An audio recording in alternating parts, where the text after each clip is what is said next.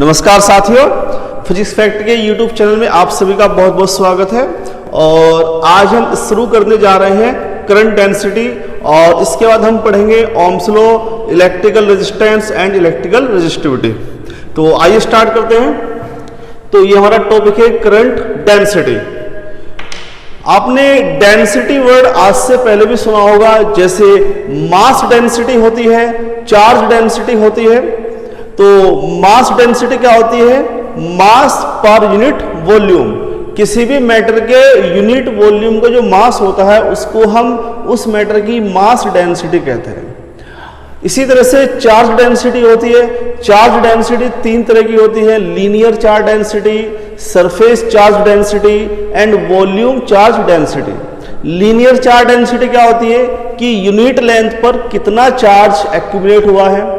Surface charge density क्या होती है कि यूनिट सरफेस एरिया पर कितना चार्ज डिस्ट्रीब्यूटेड हुआ है। इसी तरह से वॉल्यूम चार्ज डेंसिटी क्या होती है कि यूनिट वॉल्यूम पर कितना चार्ज डिस्ट्रीब्यूट हुआ है। तो इस तरह की बहुत सारी डेंसिटी हमने पढ़ी है। आज हम पढ़ेंगे करंट डेंसिटी। तो यहाँ पर अगर बात करें इलेक्ट्रिक करंट की, तो मेरे पास ये कंडक्टर है और मान लीजिए कि इसमें I एम्पीयर की करंट फ्लो कर रही है। तो ये जो I एम्पीयर की करंट है, क्या वो यहां से जा रही है, क्या वो यहां से जा रही है या फिर यहां से? तो याद रखेंगे, जो ये I एम्पीयर की करंट है वो यहां से लेकर के और यहां तक का जो वायर के अंदर का जो वॉल्यूम है, यहां से लेकर के यहां तक का, इस पूरे वॉल्यूम से जो करंट पास हो रही है, इसकी टोटल वैल्यू कितनी है? I ampere. अगर मैं ये कहूं कि यहां से I1 है, ये I2 है और ये I3 है, तो ये टोटल मिलके कितनी आ रही है? I ampere. तो आप करंट को ऐसे मान सकते हैं जैसे किसी पाइप के अंदर वाटर का फ्लो हो रहा है, तो वाटर का जो फ्लो होगा बिल्कुल उसी के जैसा करंट का फ्लो होता है किसी वायर के अंदर। तो अगर मैंने ये कहा कि I एम्पीयर की करंट इस वायर के अंदर फ्लो कर रही है, तो इसका मतलब ये है कि यहां से और यहां तक जो ये करंट है, इस करंट का टोटल अमाउंट कितना है? I ampere.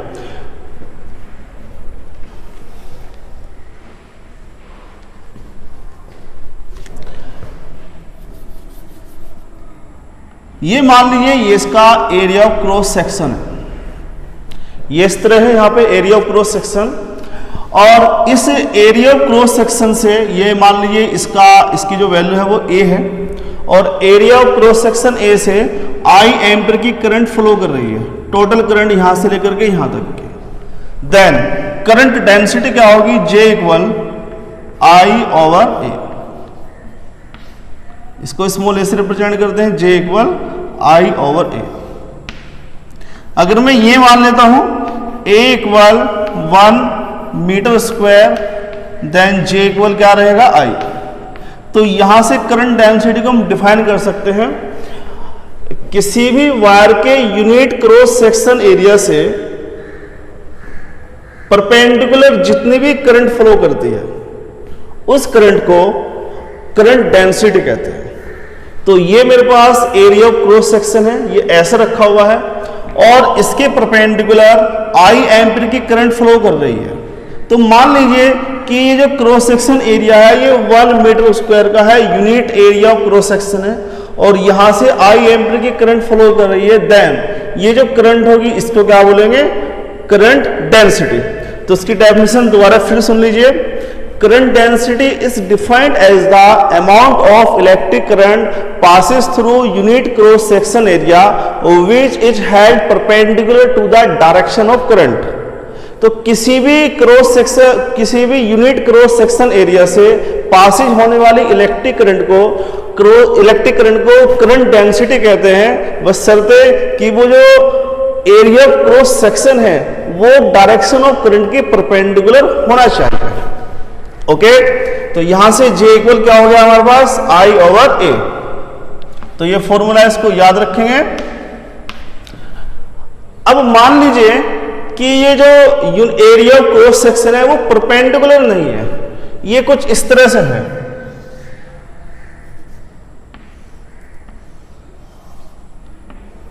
ये थोड़ा ऑब्लिक है, तिरछा है, करंट ऐसे जा रही है I एम्पियर की। अब ये जो एरिया ऑफ क्रॉस सेक्शन है, अगर मुझे यहां से करंट डेंसिटी निकालनी है तो इसके रेस्पेक्ट में जो एरिया ऑफ क्रॉस सेक्शन है वो ये है, तो इसका एरिया वेक्टर इसके परपेंडिकुलर होता है, ये नॉर्मली आउटवर्ड होता है। ये एंगल मान लीजिए कितना है, थीटा। तो इस एरिया वेक्टर का करंट की डायरेक्शन में कंपोनेंट होगा a cos थीटा। तो यहां से इस पॉइंट पर जो करंट डेंसिटी होगी वो होगी J equal I over a cos theta, where theta is the angle between area vector and direction of electric current। तो I इक्वल, इसको लिखा जा सकता है J a cos थीटा, या इसको ये लिख सकते हैं vector J dot vector A। याद रखेंगे कि जो करंट डेंसिटी होती है वो एक वेक्टर क्वांटिटी है। देखिए ये कभी कभी क्वेश्चन पूछा जा सकता है कि what is the difference between electric current and current density. तो करंट डेंसिटी जो होती है वो एक वेक्टर क्वांटिटी है, लेकिन इलेक्ट्रिक करंट एक स्केलर क्वांटिटी है। ओके, तो I equal vector J dot vector A, it is यहां पर I को हम डिफाइन कर सकते हैं, it is the scalar product of current density and area vector. Okay, यहां से इसका SI यूनिट क्या निकलेगा, SI यूनिट करंट डेंसिटी का ये हो जाएगा, I का क्या होता है एम्पियर और area of cross section metre square. तो ये करंट डेंसिटी का यूनिट होता है। तो तीन बातें, J equal I over A, J का यूनिट करंट डेंसिटी का unit, SI unit ampere per metre square, और ये एक वेक्टर क्वांटिटी है, जबकि इलेक्ट्रिक करंट एक स्केलर क्वांटिटी होती है। तो करंट डेंसिटी आपने समझ लिया। तो करंट डेंसिटी क्या है, जो unit area of cross section है उससे कितनी इलेक्ट्रिक करंट पास हो रही है। जैसे हम यूनिट वॉल्यूम का मास निकालते हैं, हम यूनिट लेंथ का चार्ज निकालते हैं, यूनिट सरफेस एरिया का चार्ज निकालते हैं, और इसी तरह यूनिट वॉल्यूम का चार्ज हम निकालते हैं। उसी तरह से मैंने यूनिट क्रॉस सेक्शन एरिया की इलेक्ट्रिक करंट को फाइंड किया है, जिसको हम करंट डेंसिटी कहते हैं। ओके, स्क्रीनशॉट ले लीजिए।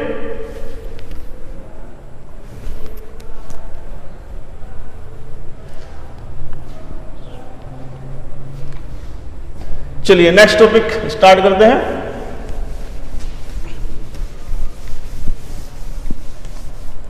हमारा नेक्स्ट टॉपिक है इलेक्ट्रिकल रेजिस्टेंस।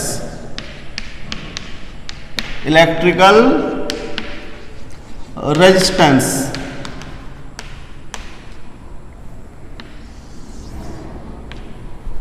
देखिए नाम से स्पष्ट हो रहा है रेजिस्टेंस। रेजिस्टेंस को हिंदी में बोलते हैं प्रतिरोध। जो विरोध करता है किसी के जाने का, किसी के आने का, किसी की बातों का, उसको हम क्या बोलते हैं, रेजिस्टेंस। और यहां पर हम बात कर रहे हैं इलेक्ट्रिकल रेजिस्टेंस की। तो ये जो रेजिस्टेंस है ये कुछ इलेक्ट्रिकल चीजों का विरोध करेगा, इलेक्ट्रिकल चीजों का अपोज करता है। तो जैसे आपने देखा होगा कि अगर एक वायर के अंदर करंट फ्लो कर रही है तो वो वायर कुछ टाइम के बाद गर्म हो जाता है, हीटेड हो जाता है। ऐसा क्यों होता है?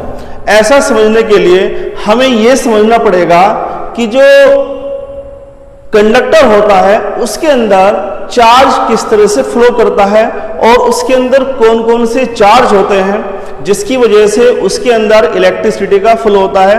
तो आइए समझते हैं इसको। सबसे पहले ये मेरे पास एक कंडक्टर है जो कि सॉलिड है, और इस कंडक्टर के अंदर क्या क्या चीजें होती है। ये एक एटम है, एटम में क्या होता है, न्यूक्लियस, और इसके अराउंड क्या होते हैं, नेगेटिव इलेक्ट्रॉन, वो मूवमेंट करते रहते हैं। ये सबको पता है, ये न्यूक्लियस है और इसके अराउंड नेगेटिव इलेक्ट्रॉन मूवमेंट करते रहते हैं। अब मैंने इस कंडक्टर को कमरे के अंदर रख दिया तो रूम के अंदर क्या होता है, रूम टेम्परेचर। उस रूम टेम्परेचर की वजह से जो आउटर मोस्ट सेल के जो इलेक्ट्रॉन होते हैं, जो बाहरी कक्षाओं के इलेक्ट्रॉन होते हैं, वो इलेक्ट्रॉन इस एटम को छोड़ करके इससे बाहर निकल आएंगे।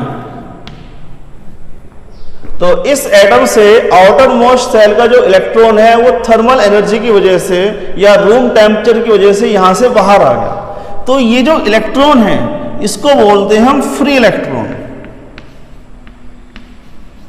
इसको क्या बोलेंगे? Free electron. और जिस एटम से इलेक्ट्रॉन निकल के आया है इसको क्या बोलेंगे? Positive ion. ये जो पॉजिटिव आयन्स होते हैं ये भारी होते हैं, हैवी होते हैं, लेकिन इलेक्ट्रॉन इसके कंपैरिजन बहुत हल्का होता है। तो क्या होगा कि जब आप इस कंडक्टर के अक्रॉस पोटेंशियल अप्लाई करते हो तो ये जो नेगेटिव इलेक्ट्रॉन है ये तो हाई पोटेंशियल टर्मिनल की ओर जाएंगे, लेकिन जो ये पॉजिटिव आयन्स है ये इधर जाने का प्रयास तो करेंगे नेगेटिव टर्मिनल की ओर, लेकिन ये जा नहीं पाएंगे। क्यों? क्योंकि ये भारी है, हैवी है। तो ये इलेक्ट्रॉन इधर जाएगा और इलेक्ट्रॉन क्या? इलेक्ट्रॉन एक चार्ज पार्टिकल है, और जब इलेक्ट्रॉन या चार्ज पार्टिकल मूवमेंट करता है तो वहां पर क्या आती है? इलेक्ट्रिसिटी, इलेक्ट्रिक करंट आती है। चलिए, अभी ये इलेक्ट्रॉन इधर जाने वाला है, लेकिन क्या इसके लिए रास्ता है वो खाली है कि क्या सभी इलेक्ट्रॉन यहां से हट गए कि चलो भाई ये इलेक्ट्रॉन आ रहा है और इसको रास्ता दे दो तो इसमें इलेक्ट्रिसिटी आ जाएगी? ऐसा कुछ नहीं होता। होता क्या है कि जब ये इलेक्ट्रॉन यहां से चलेगा तो रास्ते में जो पॉजिटिव आयन्स होंगे या अदर इलेक्ट्रॉन्स होंगे उससे इसका कोलाइजन होगा, टक्कर होगी। तो जितनी एनर्जी इसके पास थी वो सब सारी एनर्जी इसने इस टक्कर में खो दी है, लॉस्ट कर दी है। तो यहां पर एक समझने वाली बात है क्या कि ये इलेक्ट्रॉन चल रहा था जिसकी वजह से इलेक्ट्रिसिटी कंडक्ट हो रही थी, लेकिन रास्ते में पॉजिटिव आयन्स आए, उससे इसकी टक्कर हुई। इसका मतलब क्या हुआ कि पॉजिटिव आयन्स ने इस इलेक्ट्रॉन को रोकने का प्रयास किया, इसके चलने का विरोध किया, और यही है इलेक्ट्रिकल रेजिस्टेंस। ये जब पॉजिटिव आयन्स होते हैं ये कंडक्टर के अंदर इलेक्ट्रॉन के साथ टक्कर मारते हैं, या कह दो कि इलेक्ट्रॉन उनके साथ टक्कर मारता है, लेकिन दोनों ही केस में इलेक्ट्रॉन की जो गति है, जो उसका मोशन है, वो तो स्टॉप हो गया, और जो कर रहा था वो स्टॉप हो गया है। इसी को हम क्या बोलते हैं? Electrical resistance. तो रेजिस्टेंस क्या हुआ? रेजिस्टेंस वह चीज है, रेजिस्टेंस वह प्रॉपर्टी है किसी भी कंडक्टर की जिसकी वजह से इलेक्ट्रिसिटी का अपोज होता है, या जिसकी वजह से कंडक्टर के अंदर इलेक्ट्रिसिटी एक रजिस्टर को फेस करती है, जो इस इलेक्ट्रिसिटी का विरोध करता है या चार्ज कैरियर के चलने का विरोध करता है। तो electrical resistance is defined as the property of a conductor which always oppose the flow of electric current या flow of electric charge। तो इलेक्ट्रिकल रेजिस्टेंस हमेशा किसी भी चार्ज के फ्लो होने का विरोध करता है।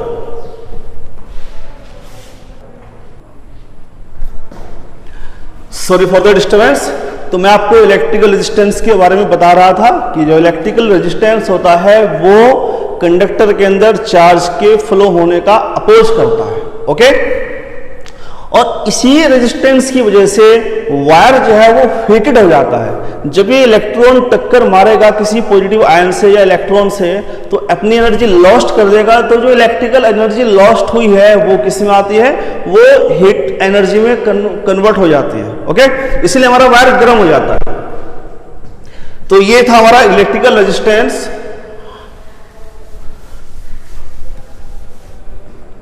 तो इलेक्ट्रिकल रेजिस्टेंस क्या है? Resistance is a property,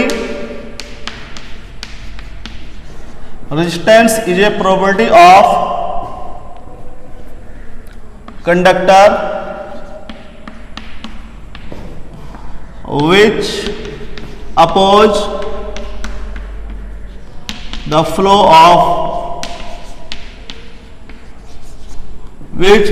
the flow of electrical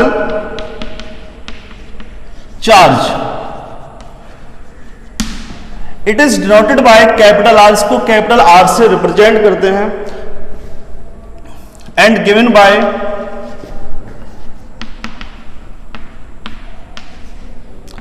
R equal V over I। ये ओम्स लॉ है, इसको हम डिटेल में समझेंगे बाद में। अभी आप इतने समझ लीजिए कि हम इसको ओम्स लॉ से फाइंड करते हैं, और ये क्या होता है, R equal V over I। V क्या है, V अप्लाइड पोटेंशियल डिफरेंस है, और I क्या है, इलेक्ट्रिकल करंट। इसका जो SI यूनिट होता है, SI यूनिट, ये क्या होता है, ओम, और इसको हम ओम को ऐसे भी लिख सकते हैं, या इस यूनिट को हम क्या बोल सकते हैं, इसको हम वोल्ट पर एम्पियर भी कह सकते हैं। ओके, स्क्रीनशॉट ले लीजिए।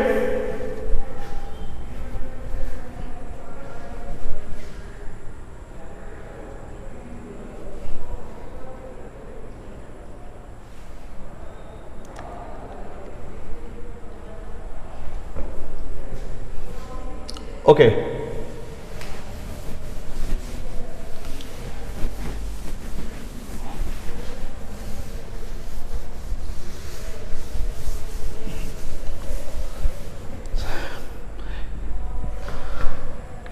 इसके बाद आता है पिक्टोरियल सिंबल ऑफ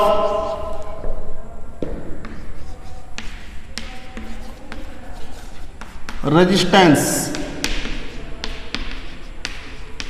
जब आप किसी इलेक्ट्रिकल सर्किट में रेजिस्टेंस को दिखाते हैं, जोड़ते हैं, तो उसको आप कैसे दिखाएंगे, उसका सिंबल क्या होगा। तो इसके दो सिंबल हम यूज करते हैं।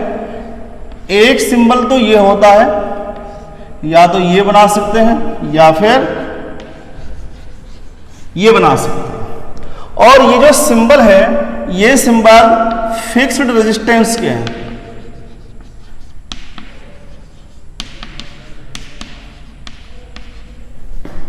एक दूसरा सिंबल होता है,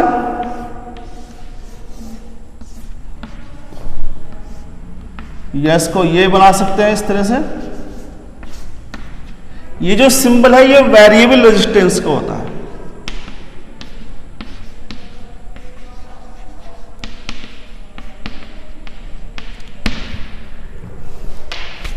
तो यहां पर दो पिक्टोरियल सिंबल है इलेक्ट्रिकल रेजिस्टेंस के, ये फिक्स्ड रेजिस्टेंस के लिए है और ये वेरिएबल रेजिस्टेंस के लिए है। याद रखेंगे, किसी भी कंडक्टर का जो इलेक्ट्रिकल रेजिस्टेंस होता है वो फिक्स्ड भी हो सकता है और फिक्स्ड नहीं भी हो सकता है। ये डिपेंड करता है उस कंडक्टर के डायमेंशन पर, उस कंडक्टर के टेम्परेचर पर। ओके, अब हम समझेंगे कि किसी भी कंडक्टर का रेजिस्टेंस उसके डायमेंशन पर और उसके टेम्परेचर पर किस तरह से डिपेंड करता है। वे कौन कौन सी प्रॉपर्टी है जिन पर कंडक्टर का इलेक्ट्रिकल रेजिस्टेंस डिपेंड करता है।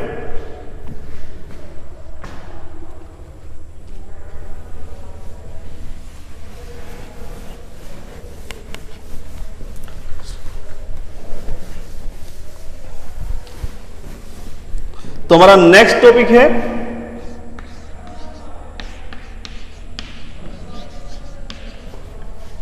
Dependency of resistance of a conductor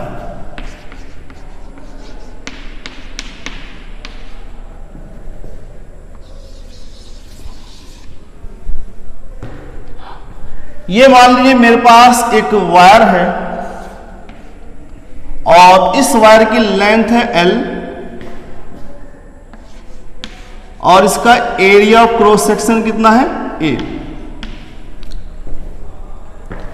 तो किसी भी कंडक्टर का रेजिस्टेंस 3-4 फैक्टर पे डिपेंड करता है। पहला factor R directly proportional to L। Conductor का जो रेजिस्टेंस होता है वो उसकी लेंथ के डायरेक्टली प्रोपोर्शनल होता है। Second, R inversely proportional to A। Conductor का रेजिस्टेंस उसके एरिया ऑफ क्रॉस सेक्शन के इनवर्सली प्रोपोर्शनल होता है।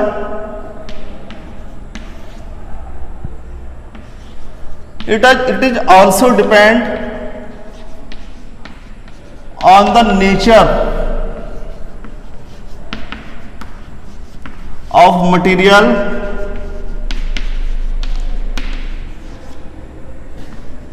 of conductor।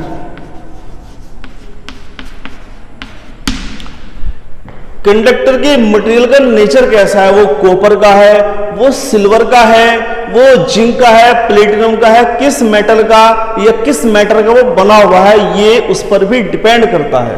जैसे मैं बात करूं सिल्वर की, तो सिल्वर का जो रेजिस्टेंस होता है वो बहुत कम होता है। ओके, एक सिल्वर की मैंने रोड ली, तो सिल्वर के मटेरियल की जो रोड का जो रेजिस्टेंस रहेगा वो बहुत कम रहेगा। और इसी तरह से मैं एक वुडन रोड लेता हूँ, लकड़ी की एक छड़ी ले लेता हूँ, तो लकड़ी की उस छड़ी के जो रेजिस्टेंस होगा वो बहुत ज्यादा होगा। तो याद रखेंगे कि जो मैटर है, किस मटेरियल का हमारा कंडक्टर बना हुआ है, उस पर भी कंडक्टर का इलेक्ट्रिकल रेजिस्टेंस डिपेंड करता है। And last, it is also depend on the temperature.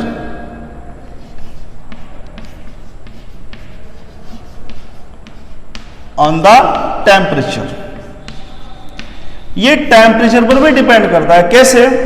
मान लीजिए कि किसी कंडक्टर का जो टेम्परेचर है वो 0 डिग्री है अभी, और इस 0 डिग्री पर उसका जो रेजिस्टेंस है वो कितना है, R0।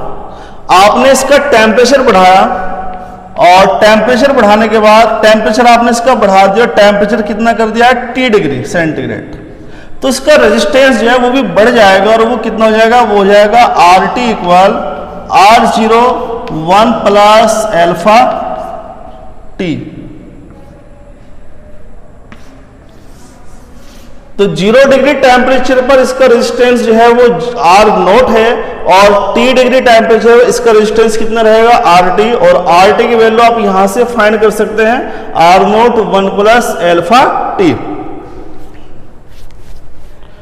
यहां पर जो एल्फा होता है ये क्या है, ये मैटर की एक प्रॉपर्टी होती है, और इसको हिंदी में बोलते हैं प्रतिरोध ताप गुणांक। इसको इंग्लिश में क्या बोलेंगे, टेम्परेचर कोफिशिएंट ऑफ रेजिस्टेंस। ये प्रतिरोध का ताप गुणांक है।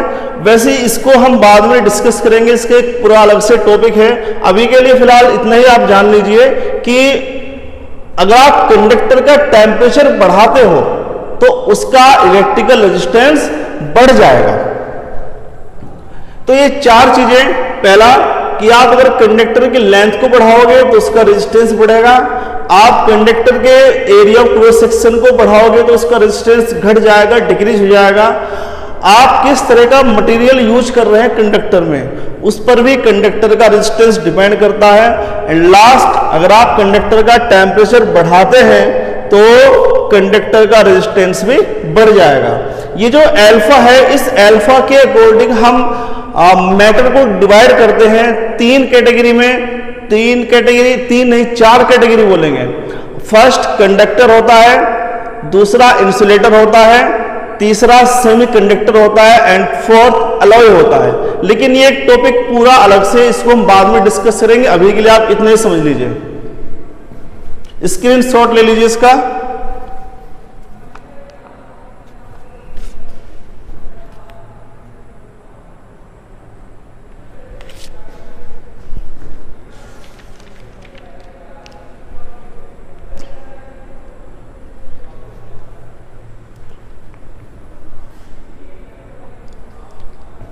ओके,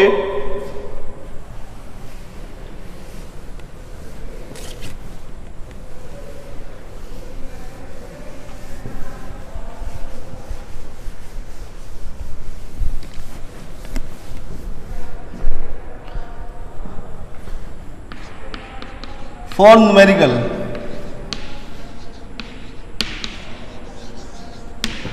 देखिएगा यहां, अभी मैंने कहा कि कंडक्टर का जो रेजिस्टेंस है वो लेंथ के डायरेक्टली प्रोपोर्शनल है and also inversely proportional to the area of cross section. मान लीजिए कि मेरे पास ये एक कंडक्टर है और इसकी लेंथ कितनी है, इसकी लेंथ है L1 या L मान लीजिए, और अभी इसका रेजिस्टेंस कितना है, R। मैंने इसकी लेंथ को 2 टाइम्स कर दिया है, तो इसका रेजिस्टेंस कितना हो जाएगा,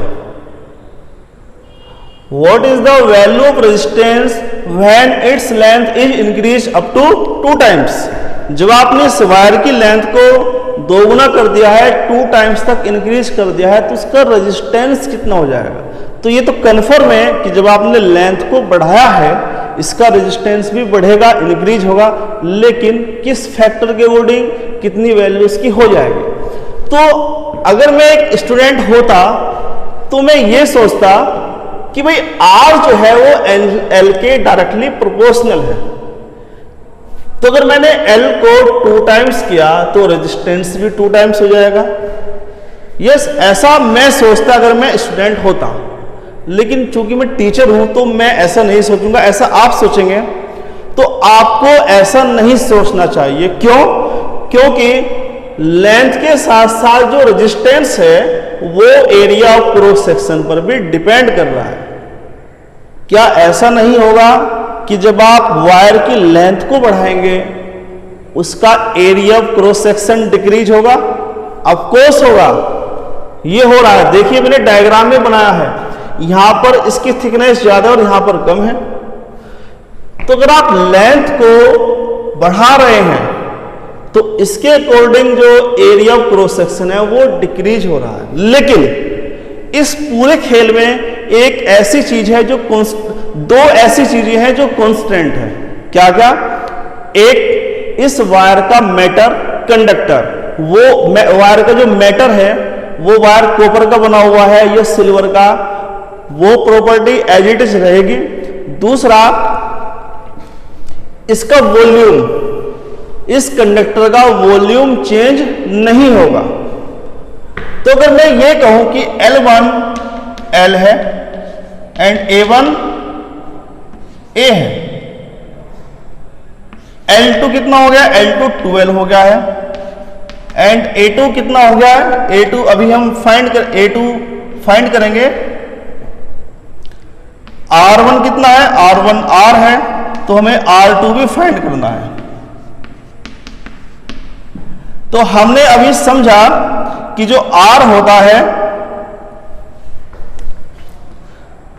वो लेंथ और एरिया ऑफ क्रॉस सेक्शन पर डिपेंड करता है। अगर मैं दोनों को एक जगह मिला देता हूं तो ये आएगा। तो क्या यहां से लिखा जा सकता है R1 over R2 equal L1 A2 over A2 over A1 L2। क्या ये लिखा जा सकता है? यस, इसको हम लिख सकते हैं।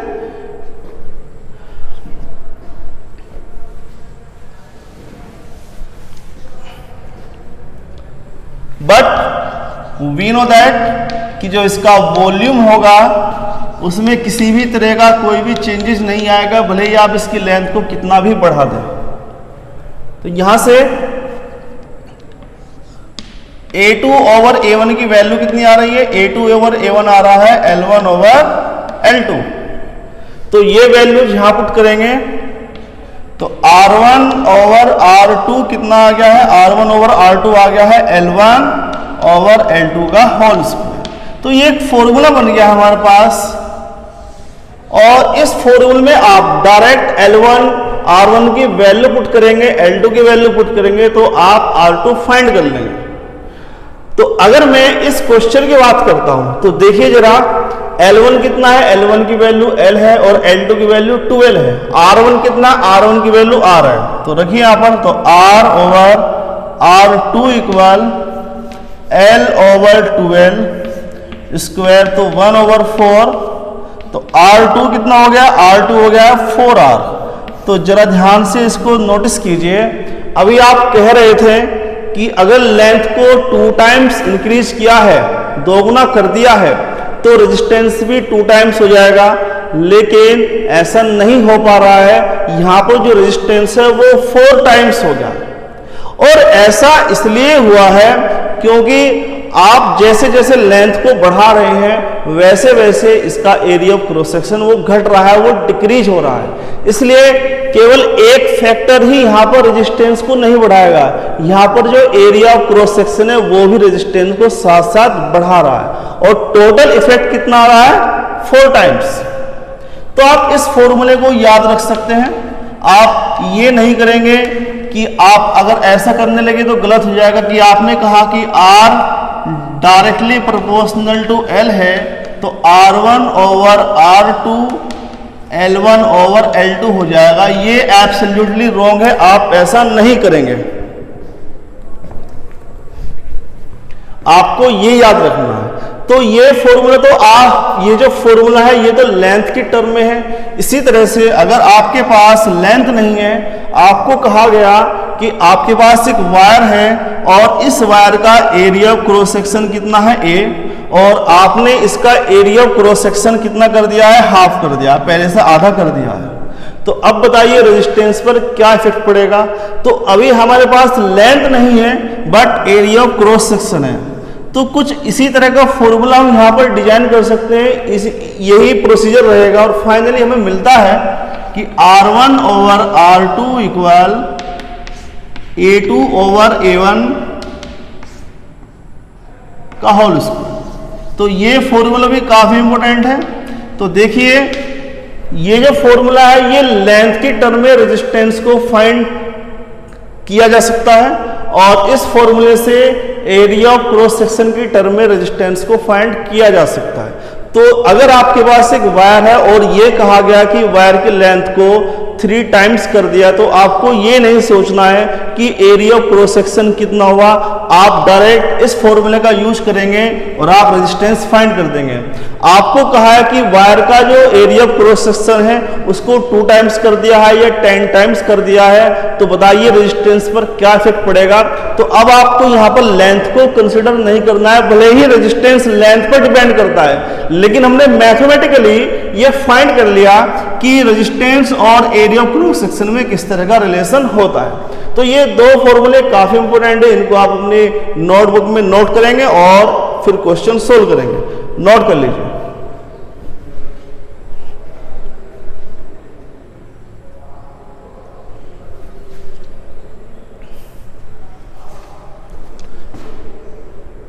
ओके, चलते हैं अपने नेक्स्ट टॉपिक की ओर।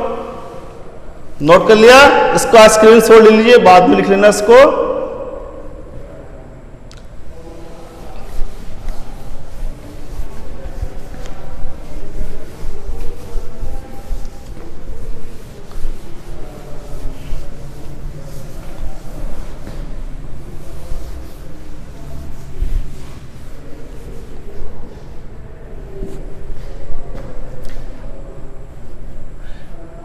हमारा नेक्स्ट टॉपिक है स्पेसिफिक रेजिस्टेंस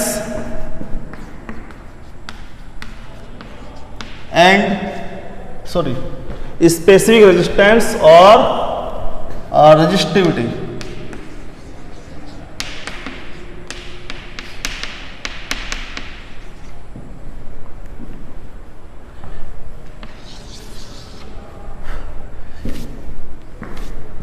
इसको हिंदी में बोलते हैं विशिष्ट प्रतिरोध या प्रतिरोधकता।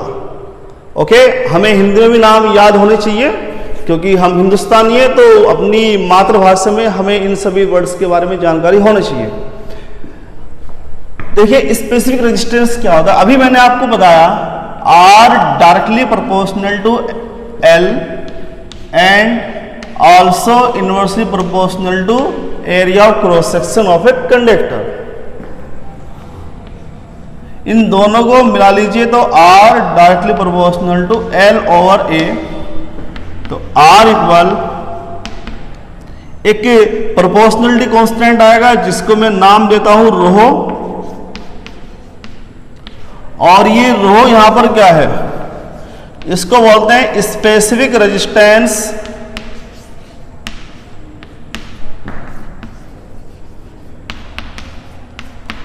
स्पेसिफिक रेजिस्टेंस और रेजिस्टिविटी।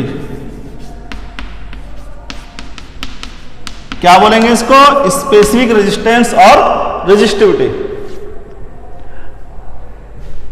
ये जो रो है वैसे तो नाम से लग रहा है कि ये भी एक रेजिस्टेंस है और R भी एक रेजिस्टेंस है, तो फिर दोनों में फर्क क्या है, क्यों हम इस रो को पढ़ते हैं और क्यों हम इस R को पढ़ते हैं। देखिए फर्क है, जो इलेक्ट्रिकल रेजिस्टेंस होता है वो कंडक्टर की प्रॉपर्टी है। अब कंडक्टर के अंदर कंडक्टर की लेंथ भी होती है, कंडक्टर का एरिया ऑफ क्रॉस सेक्शन भी होता है और कंडक्टर का मैटर भी होता है। मैंने अभी पिछले टॉपिक में आपको बताया कि कंडक्टर का रेजिस्टेंस उसके मैटर पर भी डिपेंड करता है। और मैटर पर किस तरह से डिपेंड करेगा? मैटर पर इस रो के अकॉर्डिंग डिपेंड करेगा, क्योंकि ये जो रो होता है ये मैटर की प्रॉपर्टी है। तो किसी भी कंडक्टर का रेजिस्टेंस उसके मैटर पर भी डिपेंड करता है और मैटर की इस प्रॉपर्टी को क्या बोलते हैं? स्पेसिफिक रेजिस्टेंस और रेजिस्टिविटी। लेकिन जो ये स्पेसिफिक रेजिस्टेंस और रेजिस्टिविटी है ये कंडक्टर के डायमेंशन पर डिपेंड नहीं करती। मैं आपको फिर बता देना चाहता हूं ये भी एक तरह का रेजिस्टेंस ही है, लेकिन ये जो रेजिस्टेंस है ये रेजिस्टेंस कंडक्टर के डायमेंशन पर डिपेंड नहीं करेगा। कंडक्टर की लेंथ को आपने कितना किया है, कंडक्टर के एरिया ऑफ क्रॉस सेक्शन को आपने कितना किया है, इससे कोई मैटर नहीं है। स्पेसिफिक रेजिस्टेंस कंडक्टर के मैटर पर डिपेंड करता है। वो मैटर उसका नाम क्या है, वो कॉपर का है, वो सिल्वर है, वो एल्यूमिनियम है, वो जिंक है, वो क्या है, तो रो उन चीजों पर डिपेंड करता है। तो ये भी एक तरह का रेजिस्टेंस है, बट ये कंडक्टर के डायमेंशन पर डिपेंड नहीं करेगा।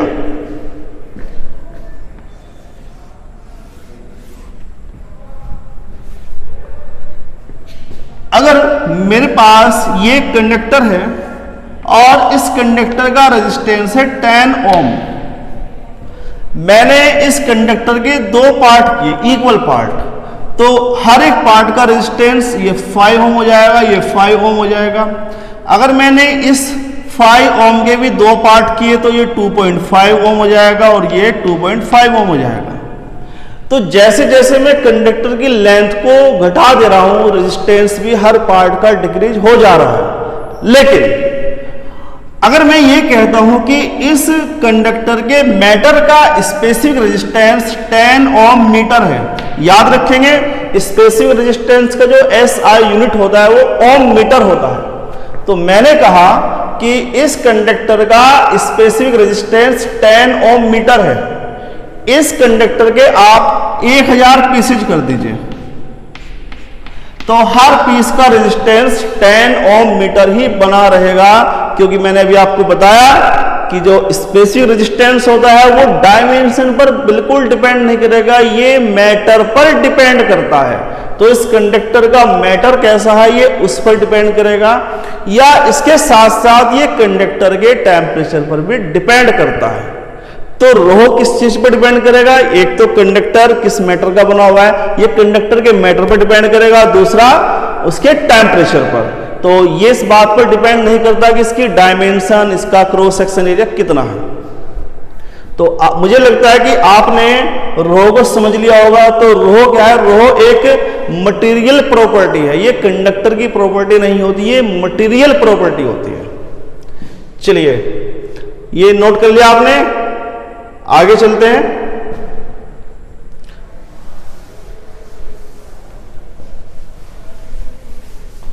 अभी हम इसकी एक डेफिनेशन बनाएंगे। देखिए R इक्वल क्या हो गया? R इक्वल हो गया रो L ओवर A। अगर मैं ये मान लेता हूं कि L की वैल्यू कितनी है 1 मीटर और A कितना है 1 मीटर स्क्वायर, तो R इक्वल हो जाएगा रो।